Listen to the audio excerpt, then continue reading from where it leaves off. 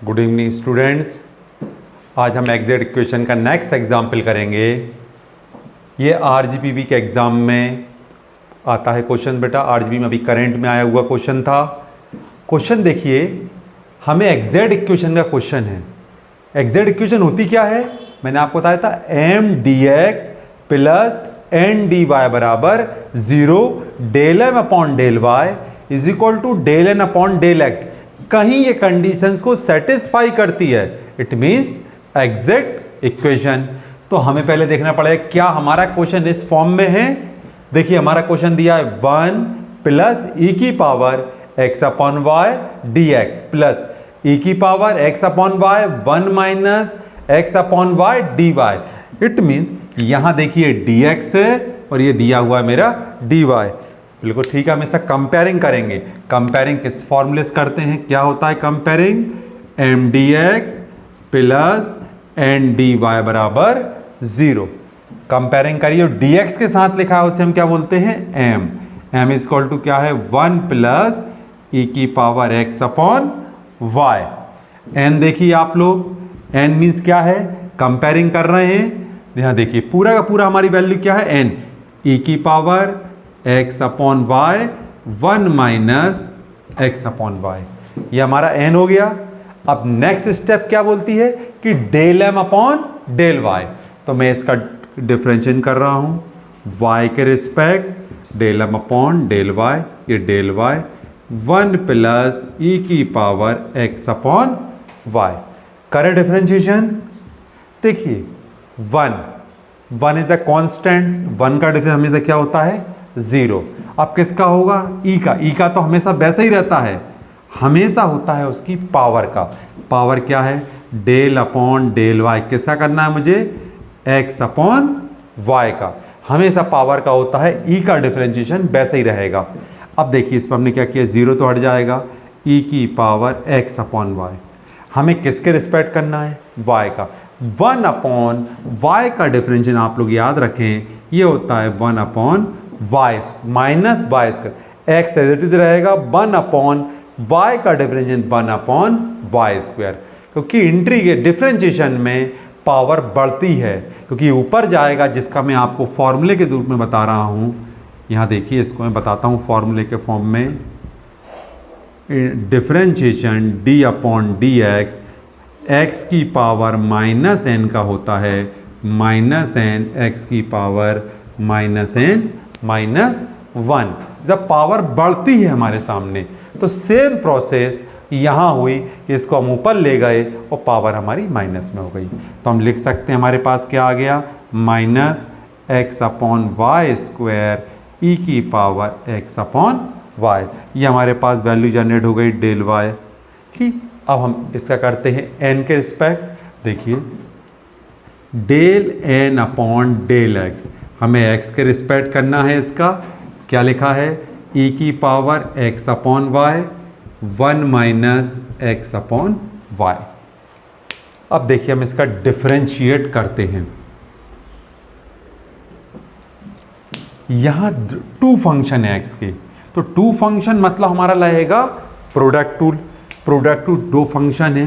Product tool जब भी d upon D x, एक u हो और एक v, तो फॉर्मूला क्या होता है u D upon D x of v plus v D upon D x of u। इस फॉर्मूले का हम यूज करेंगे यहाँ। देखिए आप लोग, सबसे पहले e की power x upon y del upon del x 1 minus x upon y plus 1 minus x upon y del upon del x e की पावर एक्स अपॉन वाई। हमने प्रोडक्ट लगा दिया। सबसे पहले first function differentiation of second, second differentiation of first, जिसको हमने you we method से समझाया है। अब आप लोग देखिए इसके आगे कि del N upon del X क्या आया, ई की पावर तो एक्स अपॉन वाई वैसे ही लिखा रहेगा। 1 का डिफरेंशिएशन 0, ये लिखा हुआ है माइनस एक्स अपॉन एक्स का हो जाता है 1, वाई लिखा रहेगा, plus 1 minus x upon y. E की पावर एक्स वाई का ई की पावर एक्स वाई रहेगा।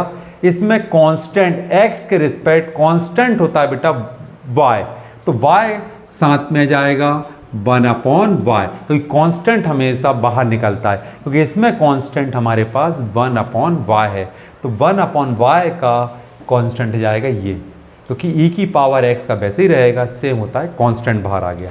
अब देखिए हम दोनों में क्या कॉमन है, मैं पहले कॉमन ले रहा हूँ, e की पावर x/y कॉमन है, अंदर देखिए बचा मेरे पास -1/y प्लस इसका अंदर मल्टीप्लाई कर रहे हैं हम, तो जाएगा +1/y माइनस इसमें कर रहे हैं 1 का x में किया x और y का y में किया y²।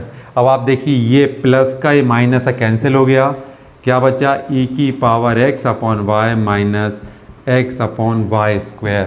ये क्या लिखा है मेरे पास del/del x, और y ये भी देखिए मेरे पास del/del y क्या है माइनस x/y² e की पावर x/y, दोनों सेम है, इट मीन्स दोनों सेम है, तो हम बोल सकते हैं एग्जैक्ट इक्वेशन है del/del y equal to del n/del x।